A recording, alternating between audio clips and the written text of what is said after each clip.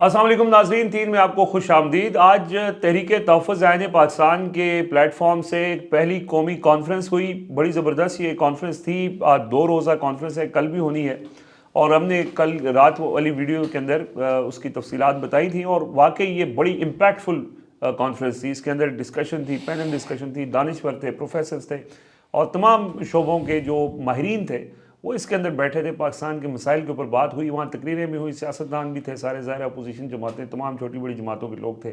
सारा दिन हमने वहाँ पे गुजारा, लोगों से बात भी की और कितना ये इम्पैक्टफुल होगा उस हवाले से भी गुफ्तगू करेंगे हम। आज अडयाला जेल से कोई ख़बर नहीं है, लेकिन कोट लखपत जेल से आज खबर आई है। यास्मीन राशिद ने नवाज शरीफ के नाम एक ख़त लिखा है और ये ओपन लेटर है, बड़ा तवील लेटर है। वो भी हम उसके ऊपर भी डिस्कशन करेंगे। और आज कल हमने जैसे बात की थी, कल के अखबारात बराए फ़रोख्त थे, यानी अखबारात तो बराए फ़रोख्त तो वैसे ही होते हैं। अखबारात का जो कंटेंट था, अखबारात के जो पेजेस थे, अखबारात के मालकान और एडिटर्स के ज़मीर थे, वो बराए फ़रोख्त है। और आज कल तो पूरा फ्रंट पेज छपा था। आज मरीम नवाज साहिबा ने 60 पेजेस पर मुश्तमिल एक इजाफी एडिशन शाया किया तमाम अखबारों में, और वो 60 पेजेस पर उनकी तस्वीरें थी, उनकी कारकर्दगी के हवाले से चीज़ें थी। उनकी कारकर्दगी के हवाले से जो कल उन्होंने फ्रंट पेज के ऊपर जो बड़ी लंबी चौड़ी अपनी कारकर्दगी दिखाई थी, उसका भांडा वो फूट चुका था। पीटीआई ने कुछ उस हवाले से बताया था कि कौन कौन से उनके प्रोजेक्ट्स थे जिसको उन्होंने अपनी तख्ती लगा दी है। उस हवाले से राय साकिब खलद साहब ने एक तफसीली वीडियो भी की, अगर आपके पास वक्त हो तो वो देख भी लीजिएगा। उसके अंदर उन्होंने बता दिया कि कौन से वो प्रोजेक्ट्स थे जो पिछली हुकूमत के थे और उन्होंने अपने खाते में डाल लिए। आज जो 60 पेजेस वाला है उसके अंदर भी बहुत सारी चीज़ें हैं जो उन्होंने ऐसे ही एक सेल्फ क्रिएटेड, ज़ाहिर है कि वो जो उनका ज़्यादातर कोशिश यही होती है अपनी ज़ात के हवाले से हो और अपने कामों के हवाले से हो कि वो मेकअप के ऊपर ज़्यादा तवज्जो देती हैं। लेकिन बहरहाल हम आगाज़ करते हैं जी आज की कॉन्फ्रेंस के हवाले से। देखिए, कॉन्फ्रेंसेस ज़ुबैर साहब होती रहती हैं पाकिस्तान के अंदर, तकरीरें होती हैं, बड़ी चीज़ें होती हैं, सेमिनार होते हैं, नॉर्मली NGOs के करवाती हैं। ये गुफ्तन नशिस्तन बर्खास्तन वाला एक सिलसिला होता है। लेकिन आज हमने देखा कि जो लोग भी वहाँ पे मौजूद थे वो एक बड़ा दर्द लेके आए हुए थे, बड़ी संजीदा थे इस मामले के अंदर, और वो चाहते थे कि हम हल की तरफ आएँ। वैसे तो तकरीरें हुई, लोगों ने सुनी भी होंगी, सहाफ़ी भी वहाँ पे बड़ी तादाद में मौजूद थे, तमाम मकातब फ़िक्र के लोग थे, वकला थे। लेकिन जो पैनल डिस्कशन थी जिसके अंदर माहिरीन थे, दानिश्वर थे, उन्होंने पाकिस्तान के कोर इश्यूज़ के ऊपर बात की और उसका हल भी तजवीज़ किया।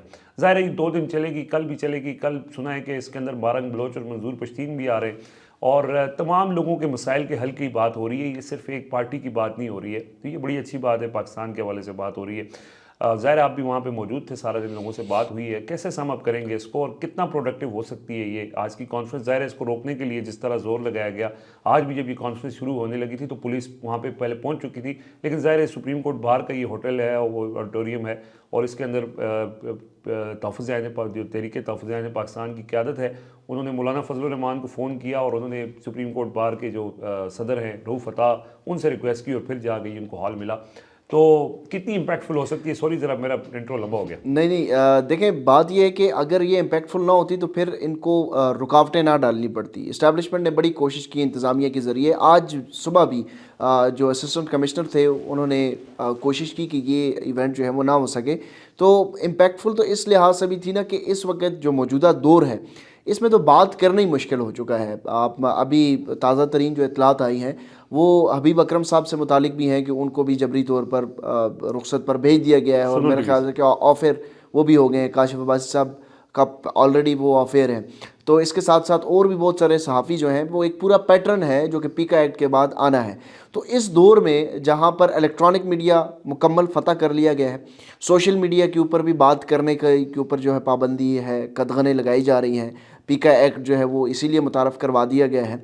तो इस दौर में इस तरह की कॉन्फ्रेंस होना भी एक बहुत बड़ी बात होती है। फिर दूसरा इसमें जो डिफरेंस नज़र आया, हमने माजी में देखा कि बहुत सारे थिंक टैंक्स जो हैं वो इस तरह की एकेडमिक कॉन्फ्रेंसेस करवाते हैं, आइन के ऊपर बात करते हैं, पाकिस्तान के इश्यूज़ के ऊपर बात करते हैं, इंसानी हकूक पर। इंसानी हकूक़ से मुतालिक बात होती है। लेकिन अब मसला ये है कि अब पहले उस वक़्त जो उन कॉन्फ्रेंसेस में बात होती थी वो आम आदमी उसको तवज्जो नहीं देता था और आम आदमी समझता था कि ये मेरा मसला नहीं है, ये एक एलीट क्लास है, ये वो लोग हैं जिनका मसला जो है वो रोज़ी रोटी नहीं है, पेट भरना नहीं है, ये मेरा मसला नहीं है। आम आदमी ख़ुद को इस मसले से लाताल्लुक़ समझता था।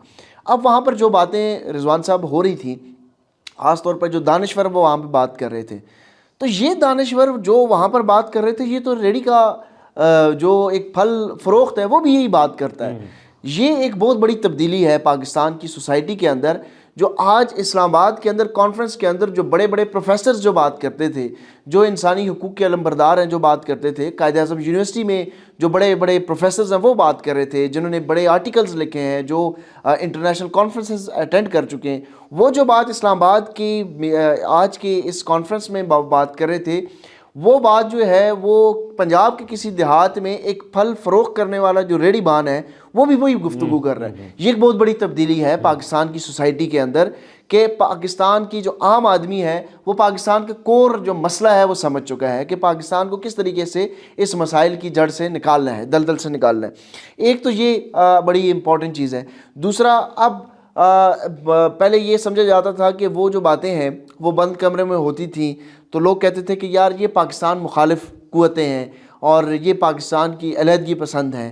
پھر زیادہ ٹرینڈ یہ بھی ہوتا تھا کہ یار یہ فورن ایڈز ان کو ملتی ہیں، یہ بیرون ملک جو ہے این جی اوز چلاتے ہیں، تو ان کو جو پاکستان مخالف نیریٹو بلڈ کرنے کے لیے، ایجنڈا بلڈ کرنے کے لیے ان کو جو ہے وہ پیسے ملتے ہیں، فورن ایڈ ملتے ہیں، تو اس لیے یہ گفتگو کر رہے ہیں. لیکن اب بات یہ ہے کہ لوگ ان کی طرف دیکھ رہے ہیں. اب یہاں پر بات ہو رہی ہے مارنگ بلوچ کی، اور لوگ چاہتے ہیں کہ مارنگ بلوچ کو ہم سنیں، لوگ چاہتے ہیں کہ ہم منظور پشتین کو سنیں، لوگ چاہتے ہیں کہ جو بلوچستان میں ایک عام آدمی کا مسئلہ ہے وہ بھی اسلام آباد میں آ کر اس کی بھی بات کی جائے. جو پنجگور میں، جو پشین میں جو بات، جو ایک دیہاتی آدمی جو ایک پہاڑ کے اوپر بیٹھا ہوا ہے، جو یہ سمجھتا ہے کہ میرے وسائل کے اوپر کچھ لوگ قابض ہیں اور مجھے کچھ نہیں مل رہا، میرا بچہ جو ہے وہ اس کے پاؤں میں جوتی نہیں ہے، میرے جو بیٹا ہے وہ بے روزگار ہے، تو اس کے اوپر بات کوئی کیوں نہیں کر رہا؟ تو اسلام آباد میں اگر ان کے مسائل کو ایڈریس کیا جائے گا تو میرا یہ خیال ہے کہ بجائے اس کو سبوتاج کرنے کے، ان آوازوں کو دبانے کے، اس طرح کی کانفرنسز کو روکنے کے، بلکہ یہ ریاست کو تو خوش ہونا چاہیے کہ ان کو مین سٹریم پالیٹکس کے اندر لایا جا رہا ہے. جہاں پر محمود خان رشکزئی بیٹھے ہیں، جہاں پر پاکستان تحریک انصاف ایک سب سے مضبوط جماعت، جو سب سے زیادہ آپ کہہ سکتے ہیں کہ پاپولیشن ہے، ووٹرز ہیں، طاقت ہے ان کے پاس، وہ بیٹھے ہیں. مولانا فضل الرحمان کا وفد بیٹھا ہے، اسی طرح شاہد خاقان عباسی صاحب بیٹھے ہیں. ان کے ساتھ اگر مارنگ بلوچ بیٹھے گی، ان کے ساتھ اگر منظور پشتین بیٹھیں گے، تو یہ تو ان لوگوں کو آپ پہاڑوں پہ نہیں دھکیل رہے، وہ بندوق نہیں اٹھا رہے، وہ واپس جو ہے وہ مین سٹریم پالیٹکس کے اندر آ رہے ہیں، ڈائلاگ کے اندر آ رہے ہیں، اس میں حصہ لے رہے ہیں. تو یہ تو کسی بھی ریاست کے لیے بڑی زبردست بات ہوگی، اور کسی بھی مہذب معاشرے میں ڈائلاگ کو پروموٹ کیا جاتا ہے. لیکن بدقسمتی سے ڈائلاگ سے گھبرایا جا رہا ہے، کیونکہ اس ڈائلاگ کے اندر ڈی ایچ اے کا ذکر تھا، اس ڈائلاگ کے اندر آئین کی بحالی کا ذکر تھا، اس ڈائلاگ کے اندر وسائل کے اوپر جو قابض لوگ ہیں ان کا ذکر تھا، ان سے چھٹکارا حاصل کرنے کا حل تھا. تو ظاہر ہے پھر جو لوگ قابض ہیں، تو مافیا سے جب ایک چیز آپ کھینچتے ہیں تو پھر مافیا تو رکاوٹیں ڈالتا ہے نا. تو یہ بنیادی طور پر یہ مافیا جو ہے اس آئین سے گھبرا رہا ہے. اور جس طرح کل بھی میں نے یہ کہا کہ جب آئین کی بات ہوتی ہے تو پھر آئین کے اندر آرٹیکل 6 کا بھی ذکر موجود ہے، تو اس سے گھبرایا جاتا ہے، اس لیے یہ رکاوٹیں ڈالنے کی کوشش کی گئی. لیکن یہ امپورٹنٹ ہے کہ یہ بات ہو رہی ہے، جس طرح میں نے پہلے کہا کہ یہ باتیں اب تو عام ہو چکی ہیں، عام آدمی بھی یہ بات کر رہا ہے. تو اب اس کے لیے رکاوٹیں ڈالنا، اور جس طرح وہاں پہ زاہد حسین صاحب نے بڑی زبردست بات کی کہ جنرل ضیاء جو ہے وہ یہ کہتے تھے کہ میں اس آئین کو جو ہے وہ کسی بھی وقت بھی سائیڈ لائن کر سکتا ہوں، کاغذ کا ٹکڑا سمجھتا ہوں. تو انہوں نے تو یہ بات کہہ دی، لیکن موجودہ جو دور ہے، اس رجیم ہے، انہوں نے اس کے اوپر عمل درآمد کیا. اور وہ عابدین دلیپ صاحب آج مجھے ملے تو انہوں نے بڑی خوبصورت بات کی. انہوں نے کہا جی ہم یہ بات کرتے ہیں کہ اس دور میں جتنا ظلم ہوا ہے یہ کسی دور میں نہیں ہوا. ہم کمپیریزن کرتے ہیں اور ہم مثالیں دیتے ہیں کہ بھئی ماضی میں بڑا ظلم ہوا ہے، لیکن یہ ظلم جو ہے اس نے ساری حدیں کراس کر دی ہیں. لیکن ساتھ میں ہم یہ بھی دیکھتے ہیں اور اس کا تذکرہ ہم کم کرتے ہیں کہ اس دور میں مزاحمت کتنی زیادہ ہوئی ہے. ماضی میں اتنی مزاحمت بھی نہیں ہوئی، اور ایک شخص جو ہے وہ کھڑا ہو گیا. آپ مجبور کیا ہے ریاست کو اس جگہ پہ جا کے اس انتہا کو چھونے پہ، لوگوں کی مزاحمت نے مجبور کیا. ادروائز پہلے یہ ہوتا تھا کہ ایک فون کال پہ مسئلہ حل ہو جاتا تھا نا، لیٹ جاتے تھے. لیکن اب انہوں نے کیا ہے. دوسرا میں اس کے اوپر ہم جب بات کر رہے ہیں، ایک بڑی انٹرسٹنگ چیز یہ ہوئی، اور جو بڑی صحیح بات بھی ہے، کہ ظاہر جو دانشور وغیرہ یہ آرٹیکلز لکھتے ہیں، کتابیں لکھنے والے لوگ ہیں، ان کا اس طرح سے پولیٹکس کے ساتھ تو تعلق نہیں ہوتا. لیکن انہوں نے یہ کہا، تمام اپوزیشن کے لوگ آگے بیٹھے تھے، انہوں نے کہا آج عوام کو آپ تمام لوگوں کے حوالے سے اعتماد کا فقدان ہے، لوگ ٹرسٹ کرنے کو تیار نہیں ہیں. کیونکہ وہی اگین وہ وہاں صدیق جان بھی گفتگو نے کہا کہ لوگوں کو اس کے اوپر اعتماد اس لیے نہیں ہے کہ ان کو یہ لگتا ہے کہ کبھی کوئی چائے پینے چلا جائے گا اور ہمارے ساتھ کھڑا کوئی نہیں ہوگا. اس وقت اگر کوئی کھڑا ہے لوگوں کے ساتھ جس کے اوپر لوگ اعتماد کرتے ہیں وہ عمران خان ہے. اچھا, عمران خان کے حوالے سے بھی وہاں پہ جو گفتگو ہو رہی تھی, وہ جو دانشور تھے انہوں نے کچھ زیادہ انہوں نے کہا کہ جی وہ ڈٹے ہوئے ہیں لیکن پتہ نہیں ہے کہ کب تک ڈٹے ہوئے ہیں. تو سلمان اکرم راجہ صاحب جو ہے, سلمان اکرم راجہ صاحب آئے, انہوں نے فلور مانگا اور انہوں نے تھوڑا سا وضاحت پیش کرنے کی کوشش کی. انہوں نے کہا دیکھیں میں نے اپنی زندگی کے 50-60 سال آپ لوگوں کے درمیان گزارے ہیں, انسانی حقوق کی بات کی ہے, ویمن رائٹس کی بات کی ہے, کالم لکھے ہیں, لیکن میں اب اس سے آگے بڑھ گیا ہوں, میں سیاست میں آیا ہوں اور پچھلے 2 سالوں میں نے عمران خان کے ساتھ سب سے زیادہ مجھے وقت ملا ہے بات چیت کرنے کا. میں نے عمران خان سے وہ تمام سوالات جو آج آپ سارے دانشوروں کے ذہنوں میں ہیں وہ سب ان سے پوچھے ہیں. میں پورے پاکستان میں گیا ہوں. ایک شخص جو اس وقت پاکستان کے تمام لوگوں کے مسائل کے حل کی جو لوگ سمجھتے ہیں کہ کر سکتا ہے وہ عمران خان ہے.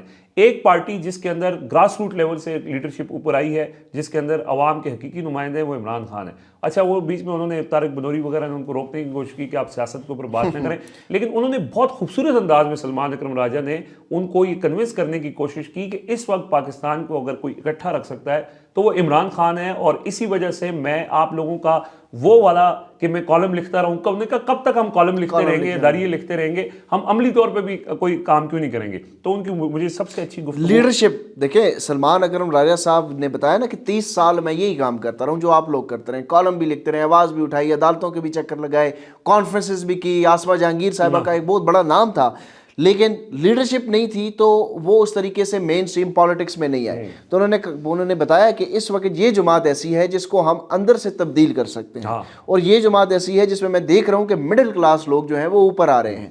تو بنیادی طور پر آپ کا مقصد تو یہی اچیو ہو رہا ہے نا, آپ کالم اسی لیے لکھتے تھے, آپ اسی لیے آواز اٹھاتے تھے, تو اب ایک سٹیپ فردر جائیں. اب آپ کے پاس ایک پلیٹ فارم ہے.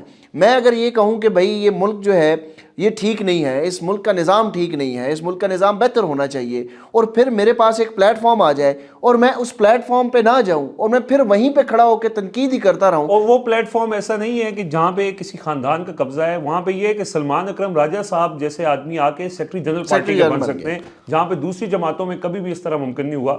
خیر یہ بات اس طرف چلی جائے گی. 2-3 اور چیزیں امپورٹنٹ آج کے اس کے اندر ہوئی ہیں. آپ نے ظاہر مارنگ بلوچ اور منظور پشتین کا ذکر کیا ہے, وہاں سے کچھ سوات سے بھی ایک صاحب تھے, شاید صحافت بھی کرتے ہیں, رائٹر بھی ہیں. انہوں نے وہاں پہ جو ہونے والی پہاڑوں اور چٹانوں کے اوپر جو قبضے ہیں اس کے اوپر بات کی. قائدہ یونیورسٹی کے ایک پروفیسر ہیں, انہوں نے بڑی خوبصورت گفتگو کی. انہوں نے کہا کہ جی قانون کے نام پر ریڑھی بانوں کے ساتھ جو سلوک ہوتا ہے, ان کی ریڑھیوں کو اٹھا لیا جاتا ہے, پھر ان کے بعد زمینوں پہ قبضے کر لیے جاتے ہیں, پھر وسائل کے اوپر, غریبوں کے وسائل کے اوپر قبضہ کیا جاتا ہے.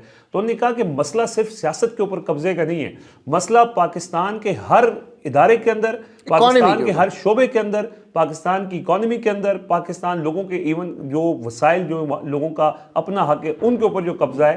تو یہ اس طرح نہیں ہوگا کہ صرف آپ سیاست سے اگر قبضہ چھڑا لیں گے تو اس کے لیے جس طرح مریم نواز صاحبہ نے ابھی یہ اینٹی انکروچمنٹ کیمپین جو ہے وہ چلائی ہوئی ہے پنجاب بھر میں. آپ ریڑھی بانوں کے اوپر جو انکروچمنٹ ہے, جو قابض ہیں, ان بیچاروں کے اوپر تو آپ کریک ڈاؤن کر رہے ہیں. جو ملک کے وسائل کے اوپر قابض ہیں ان کو تو آپ ہاتھ نہیں لگا سکتے, بلکہ ان کی مدد کے ساتھ ہی آپ آئے ہوئے ہیں.